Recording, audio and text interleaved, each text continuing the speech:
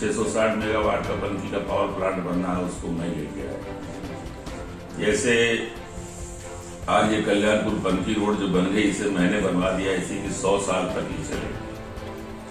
एक एक गली बनवाई और इस क्षेत्र में जितना भी सोसाइटी का एरिया था, कश्यप नगर, अशोक नगर, कल्याणपुर कला, खुर्द, मिर्जापुर, बारासुरई, मकड़ी खेड़ा, पुजारीपुरवा, सुपौपुरवा, धनौपुरवा, अचापुरवा, ये मैं इतने गांव के नाम आपको गिना रहा हूँ। इसके अलावा भी और बहुत सारे, आपका बैरी, खेड़ा, नौगस्ता, अकबरपुर, नारायणपुर, ये जितनी मैं जगह आपको बता रहा हूँ, यहाँ पर कहीं चलने काबिल रास्ते नहीं थे। और हमसे पहले वाली जो विधायक जी थी, जब उनके दरवाजे कोई जाता था तो ये जवाब दिया जाता था कि गड्ढे में मकान क्या हमसे पूछ के खरीदा है। गरीबों को अपमानित किया जाता था।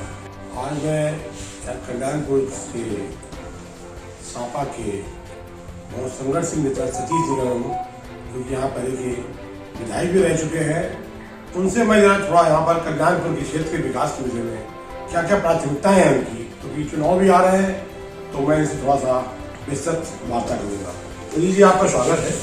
और थोड़ा सा बताएं कि कल्याणपुर में जो आपकी पुरानी, जो आपने काफी लोग आपसे यहाँ पर संतुष्ट हैं आपकी प्राथमिकताओं में, और आगे आपको भारत, हमारी जो एक्सप्रेस न्यूज भारत है, वो आपको शुभकामनाएं दे रही है कि आपको जल्दी यहाँ पर क्षेत्र में आप भावी विधायक बन के आए, और क्या प्राथमिकताएं रहेंगी आपकी क्षेत्र के लिए।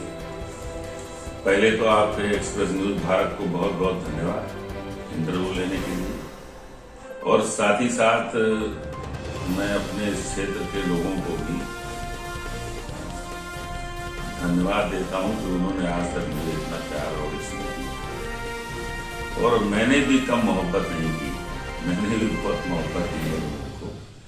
मेरा मानना है, कोई आदमी अपनी पीछे की अगर जीवन में याद करेगा तो आज तक उन्हें हमारे जैसा विधायक नहीं मिला होगा, जो आदमी के दुख में, सुख में, जरूरत में मदद के लिए 24 घंटा हाजिर रहता हो, और जहां जरूरत पड़े वहां मिल जाता हो। इतना डेवलपमेंट कराने वाला। मैंने 5 साल में खाली कल्याणपुर की सड़कें और गलियां ही नहीं बनवाई, बल्कि इन 5 सालों में मैंने बहुत बड़े बड़े काम किए। यदि भी हमारे इस पूरे क्षेत्र में कहीं भी गवर्नमेंट पीजी कॉलेज नहीं है लड़कियों के लिए, अरमापुर डिग्री कॉलेज है, उसमें भी सारी फैकल्टी नहीं है, तो मैं सारी फैकल्टी का एक गवर्नमेंट पीजी कॉलेज लड़कियों के लाऊंगा, क्योंकि हमारी बहन बेटियों को पढ़ने जाने में बहुत दिक्कत होती है। तो मेरा विजन है काम करने का, और मैं कभी झूठ नहीं बोलता। तो मैंने इस बार जनता से वादा किया, और अगली बार अपने इस वादे के लिए हम काम करेंगे, और हमारी सरकार बनती तो और सुविधा है।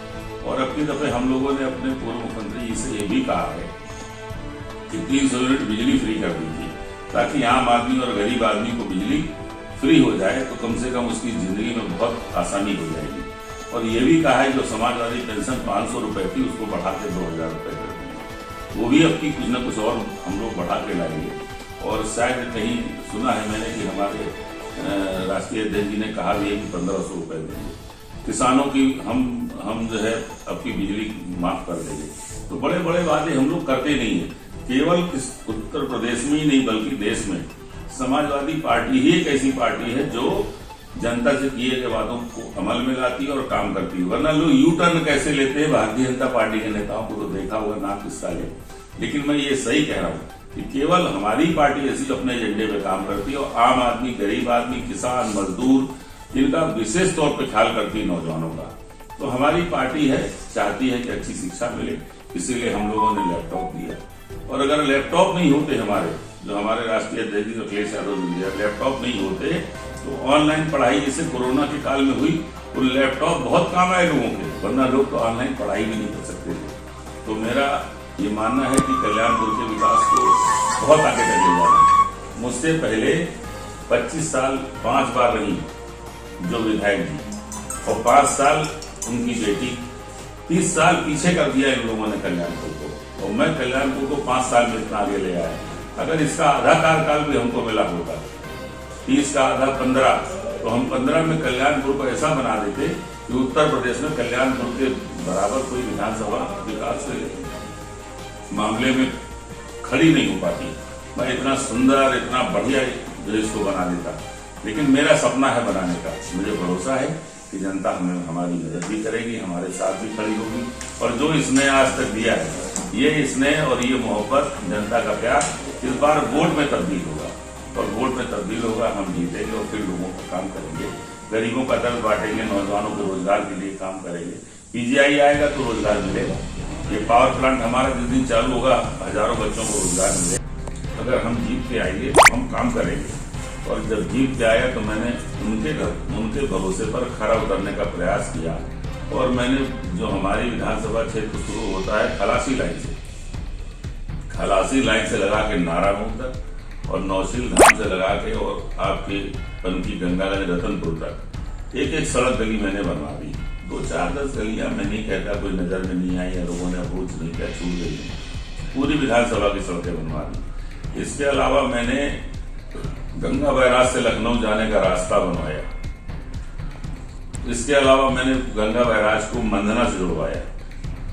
इसके अलावा मैंने कार्डियोलॉजी में सैकड़ों बेड बढ़वाया, उसको एक्सपेंड कराया, आईडीएच की जमीन दिलाई।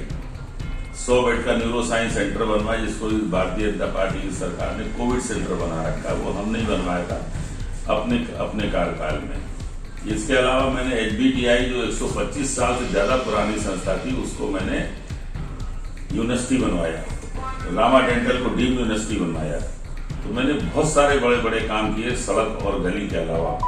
और अब की मेरा मिशन है कि जहां भी इस क्षेत्र में अभी सीवर की भी प्रॉब्लम है और ड्रिंकिंग वाटर की बहुत प्रॉब्लम है। इस GT रोड पर जाम की बड़ी प्रॉब्लम है।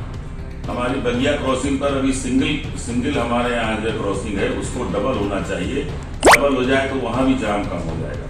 तो अब की दफे मेरा हमारे विजन में कोई रेलवे लाइन को हम चाहते हैं कि हट जाए। हो सकता है कि अब की हम इसके लिए अपने, अगर हमारी सरकार बनी तो मुख्यमंत्री लेवल पर प्रयास करेंगे कि ये जो कानपुर मंदना से होकर के जो आ रही है ये लाइन हट जाए यहाँ से, तो जाम से निजात मिले लोगों को। और दूसरा काम हम ये करेंगे कि सारी इन क्षेत्रों की जहाँ सीवर सिस्टम ठीक नहीं है, जहाँ सीवर ध्वस्त हो गए हैं या सीवर नहीं है, वहाँ सीवर पड़े, पीने के पानी की व्यवस्था हो।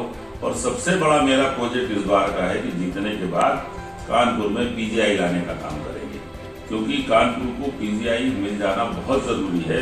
कानपुर स्वयं में एक बहुत बड़ी आबादी का शहर है और साथ ही साथ कानपुर में जितना कानपुर का आदमी रहता है उतना ही आदमी बाहर का रहता है, क्योंकि इंडस्ट्रियल हब है, इंडस्ट्रियल सिटी है। इस नाते कानपुर में PGI होना चाहिए।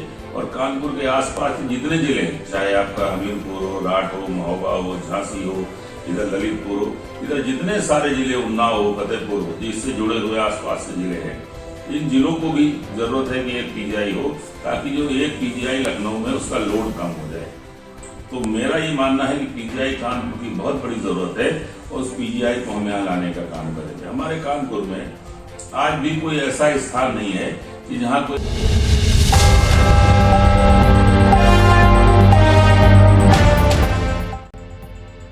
हम हैं एक्सप्रेस न्यूज़ भारत। आइए हमारे साथ जुड़ने के लिए संपर्क करें।